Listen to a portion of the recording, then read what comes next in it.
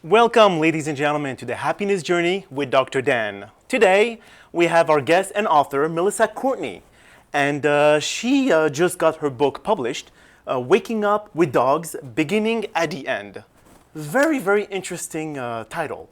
Can you please tell us a little bit more about how did you come up with this title? Actually, the title actually came from Annie Lamont. I was watching Oprah's Super Soul Sunday, and she mentioned waking up with dogs and how it was a unique experience. And at the time, I was struggling with the subject matter and the title for the book.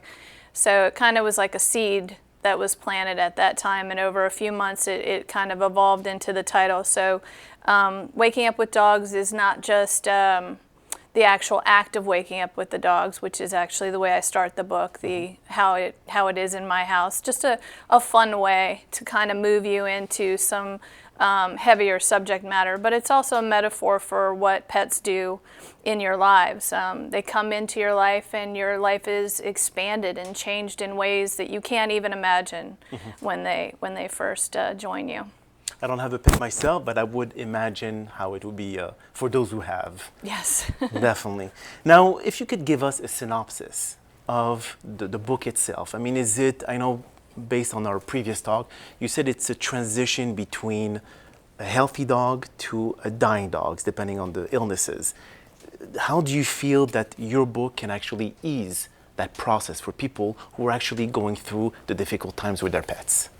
In a couple ways. So the book is a bridge between, there are books out there on how to keep your pet healthy and books out there on how to grieve their loss, but there really wasn't anything that addressed the issues of the in-between time as your pet starts to head into middle age and starts the aging process, and then also moving into the dying process.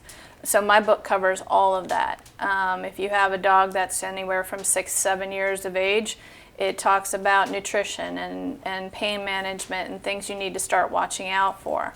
Then it also moves into if you have a terminally ill pet or as you begin the dying process, because death is the end. That's where you're getting to. Obviously. But it's how you walk that journey that will create the experience that you experience. And I wanted to show people that could be a beautiful and comforting experience rather than an overwhelming and hurtful time. Interesting. Now, do you feel like in the past, have you helped people go through those difficult times, or is it based on your own experience about losing pets? Both.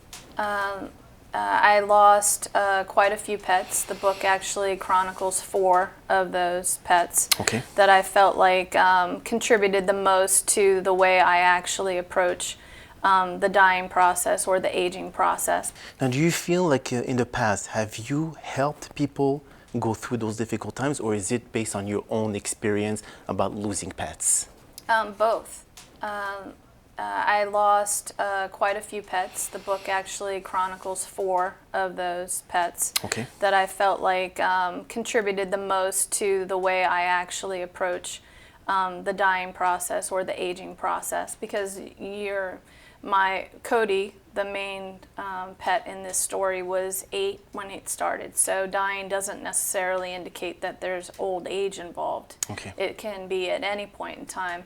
And it's that process of navigating that difficult time that this book addresses.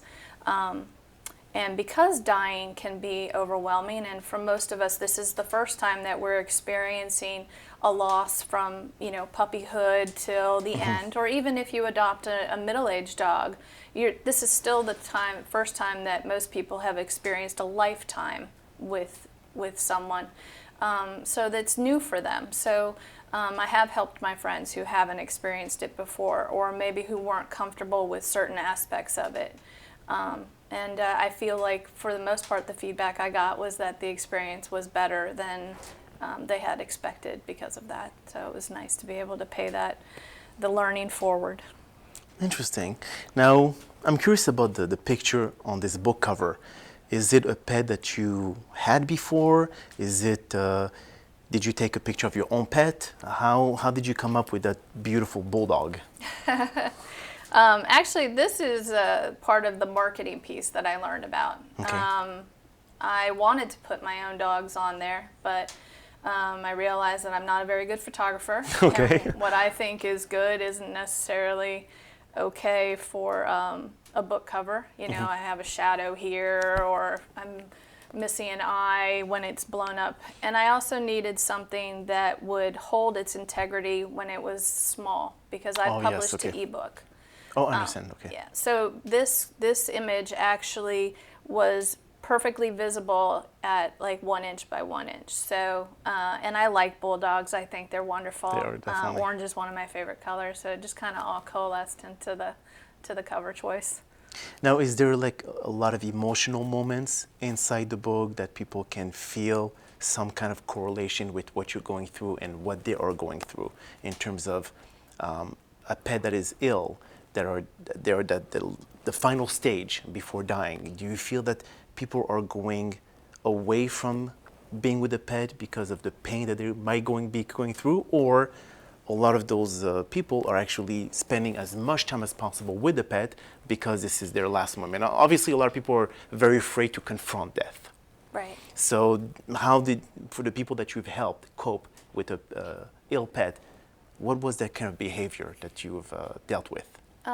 Well, to address the first question you asked, there are 4 stories in this book that walk you through my journey. I mean, and I tried to share everything that I had come across and how I felt, because I don't feel like I can tell you how to feel or how you're going to manage, but I do feel like if I shared what I walk through, you can take what you need from it. And so that's why I put the 4 stories in there. Again, the ones I felt like were, that walked you through my learning process in the quickest way possible. Okay. I also recognize the fact that some people can't handle the emotion of reading the 4 stories. That's one of the drawbacks of writing about a subject matter like this, is it tends to be a little heavy. So what I did was, there's a synopsis. If you can't read the 4 dogs, there's a brief summary that kind of very quickly takes you through the key points. Interesting. And for the people that you've helped cope, I mean, can we call you the pet whisperer when it comes to like understanding? You can call me, but I don't think a pet whisperer. I mean, it's just a helping hand. It's a tough time, and a lot of people. It's a very emotional time, and a lot of people don't understand the process, and that was really what I wanted to do. I wanted to take the mystery out of it and show you that by doing just a few, shifting the way you look at it in a small way, that you can create a completely different experience. For myself, I find that the way I approach it now means that I'm grieving a lot less, that I'm not beating myself up with, I could have done this and I should have done that. That by trying to maintain awareness and presence in this moment and not let myself get caught up in control and those types of things. Not to say you won't, but and not to say that I don't, but at least I'm aware of it quicker, and I can come back to a space that helps me continue on a better path than I've experienced in the past. Well, we'll be back very shortly after this public service announcement. Stay tuned. Message from the universe: controlling your own destiny. Don't you think it should work like this? You have a desire, you dwell upon it, move with it, and presto, it manifests. You fall in love at the right time with the right person. They fall in love. The timing is perfect, and bingo, the earth moves. You have a huge question. You turn it over to me, forget about it, and ta-da, you just know. Me too, which actually is exactly how it works in the absence of fear. Cool, huh? The universe. Look at the universe like a department store's online catalog. You're comfortably laying on your couch, browsing through the thousands of products, and you find exactly what you're looking for. With your credit card in your hands, you click on the Purchase Now button and you get a clear confirmation that the order is being processed and ready to be shipped. So what do you do in the meantime? You're excited about your new purchase and can't wait for the post office to deliver to you. Now, do you go back online and reorder the same exact product in the fear that the store hasn't taken care of your purchase? Do you call them 5 minutes after your online confirmation to make sure your credit card has been charged, or are you confident enough that the item will be shipped and arrive safely to your destination? As guess is the later, right? This is exactly how it should work when you put up your thoughts to the universe and let the universe process your order and allow manifestation of these thoughts to happen. Time is in your favor when it comes to allowing great things happening. Success doesn't happen overnight, and it takes time and energy and hard work to reach the summit of your career. During that journey, you will fail, FAIL, which stands for First Attempt in Learning, and will recover from this failure no matter what it takes, because you can do that. We adapt to an environment and can move on towards bigger and better things. We need to control our own fears and not allow them to control us. It is important to always be ready to accept whatever comes our way and learn to change things around so we can focus on what is ahead. This is your life, and you have every right to decide the path you want. Never allow anyone to take control of your destiny, because no one deserves that power except yourself.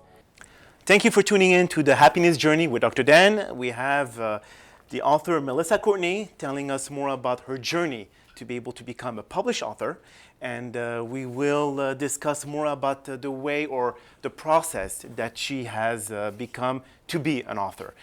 It is not that difficult in terms of writing books. Now, each and every author obviously have their own challenges, their own hurdles, so we're going to hear a little bit more with Melissa. So, did you contact a publisher? Did you have a literary agent to represent you to be able to go to the major publishers such as Penguin or HarperCollins? How did you go through that process? Actually, I went through Difference Press, which is an indie publishing company, and for myself, I needed structure. Okay. And they offered a program where I would write my book in 3 months, which actually ended up having to extend because I needed a little longer. But they walk you through the process, and they also included the publishing and the editor and that type of stuff. So it was a one-stop shop for me. Well, I'm really curious. I mean, I know that the viewers are very curious as well. Did you just say write a book in 3 months? Yes. I mean, for many, we're talking about writing books in 3 years or 5 years, or sometimes they never really finish writing the book. Right. How did how many hours a day did you invest? How many, commitment did you have to put in to be able to get this book done in 90 days? It was a huge time commitment, and I would say that that's also the biggest thing I've learned is time management, where that was in a creative endeavor is a lot different than time management in I need to get this paperwork done and this submitted to this person. I mean, it's all on you, and you're pulling material that doesn't exist in any physical form out and trying to place it on paper. And there's a lot of things that get in the way of that. Your ego, the audience that you want to speak to, and that type of stuff. So it's a tough process, and for me, like I said, 90 days wasn't enough. Okay. But by the same token, I don't think that I would have. You could push it for forever. I could still continue to edit. Actually, I do still continue to make small edits, which I need to stop doing. But you.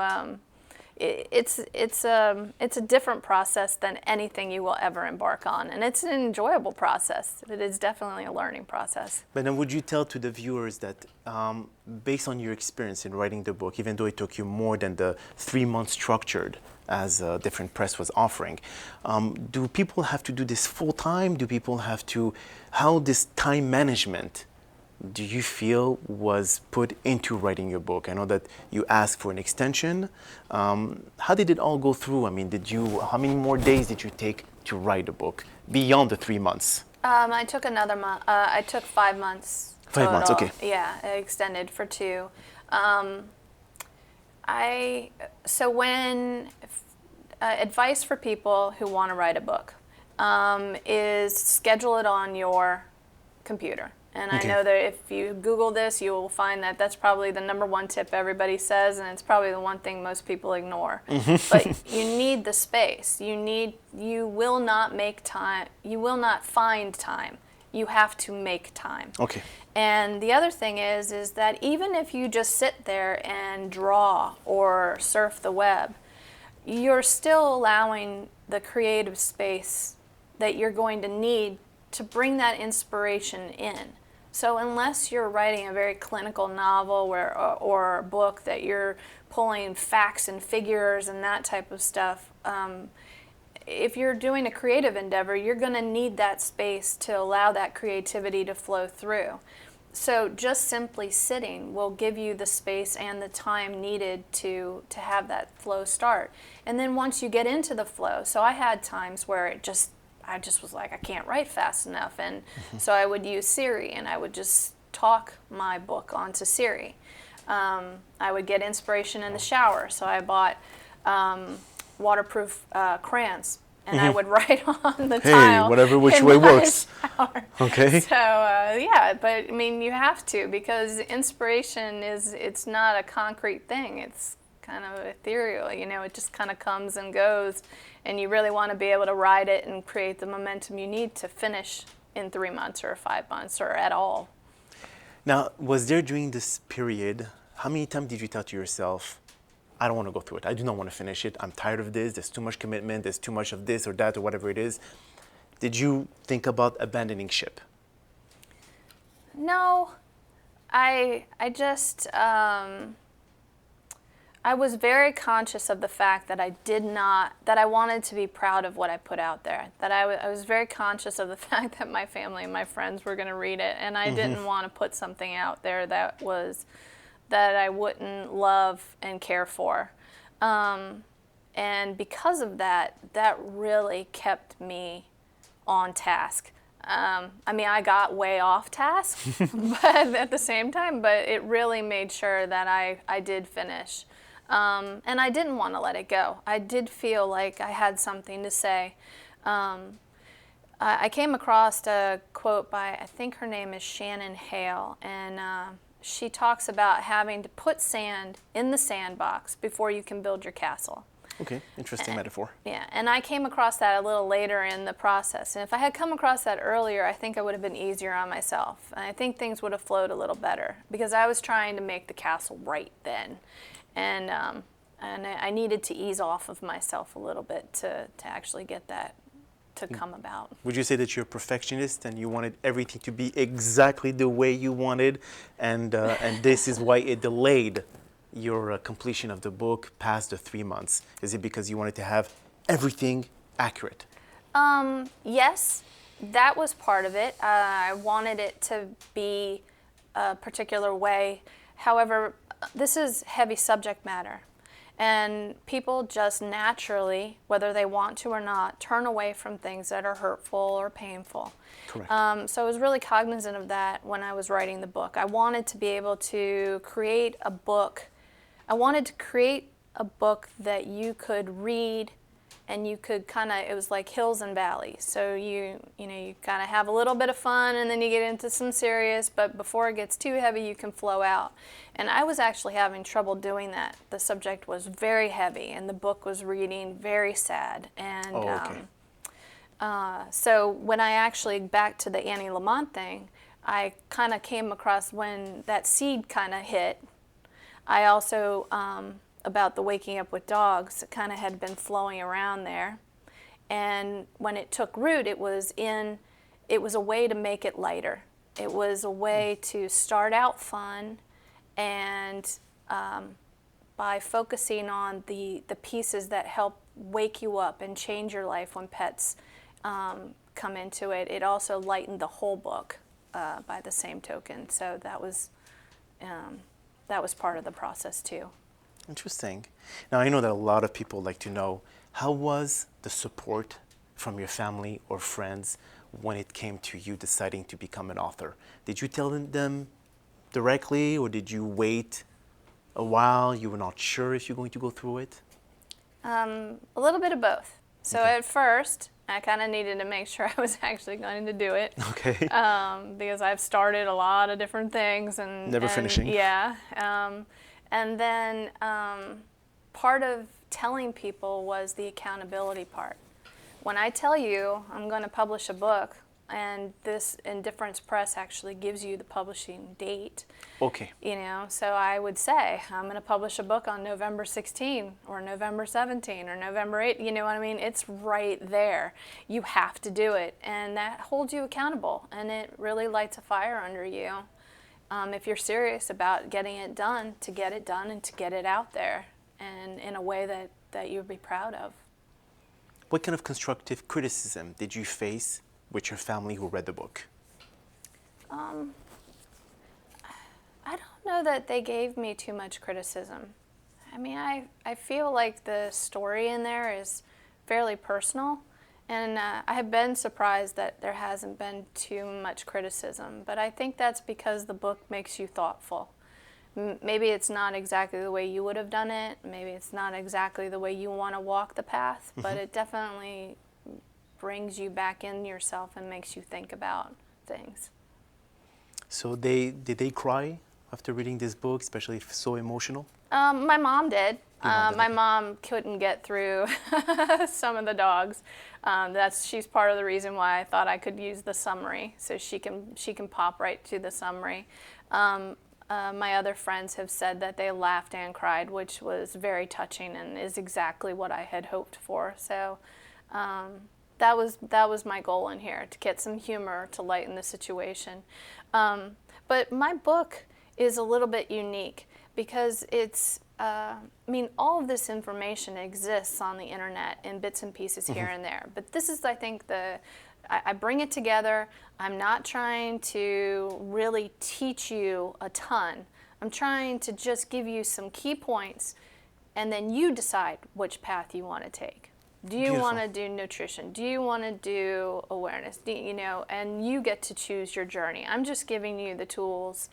I'm making you aware of the tools that you might need on this journey as your pet ages. Excellent. That the way that you will approach people, the way that you're going to market your book. Do you have any venues or any other ways beside Amazon or beside online? Are you going to do book signing? Well, because I haven't published the book yet, a physical book, I hadn't really thought about that. My main idea was I felt like I wanted to get this book into veterinary clinics where a lot of people who need the book are sitting there waiting for their vet appointment. Maybe they would pick up the book, they would find that their pet, you know, maybe their pet is in this situation or they are in this situation, and they would find that this is useful. Okay. So my first goal, I think, is to get some copies into vet clinics where it will help the people that I actually wrote the book for. Beautiful. Then right now I'm exploring approaching some blogs to have people review the books, because it's just getting the word out there. That while a lot of what I talk about in here seems like it's heavy, I did try and write it in a lighter way. Okay. And it's broken up in ways that you can pull out what you need without having to go through all of the material and all of the weight. Excellent. So are you going to write a sequel to this book? I would actually like to create a brand around it. I would like to touch on some different aspects of pet care. But right now my main focus is creating the momentum to get this message out there, and then I hope that just like this book evolved, that the next book will come to me as it's needed at the time that I'm ready to write it. When you said you want to build a brand, but are you writing anything that is outside of pets? I did. I came up with another book idea about how to make change stick. Okay. A lot of us change in the new year, but you don't make it stick because, again, I think you start a little bit too big. So become overwhelming. Yeah. So just a little. It's like a primer on little small things you could do, kind of like this. I mean, you said that it's available on Kindle. And other ways do you have a website that is dedicated for this specific book so people can access, or they could go and purchase it beside the Amazon Kindle? You can contact me on wakingupwithdogs@gmail.com. Okay. And you can also visit my Facebook page, which is Waking Up with Dogs on Facebook. Okay. I have an author page on Amazon, which is Okay. under Melissa Courtney. Okay. And I will be printing the book. I just haven't moved to that's my next step. That's this New Year's process. Okay, excellent. Yeah, the ebook was the first step in this journey. Excellent. Now, I mean, it's. I feel that this conversation or this sharing of your information about the book will help a lot of our viewers understand that us authors, we're human beings. And we're no different than anyone else out there, but we have a passion to share information with the general public. So I would like to thank you, Melissa, for coming today and sharing your journey to be able to allow authors, other viewers out there, to be able to understand that the journey to becoming an author is not as overwhelming as everyone would know. So I would like to thank our viewers for taking the time out of your busy schedule to attend the show. And we will be back soon with the Happyness Journey with Dr. Dan. Again, thank you very much, Melissa, for joining us today. Thank you so much for this opportunity. I really appreciate it. My pleasure.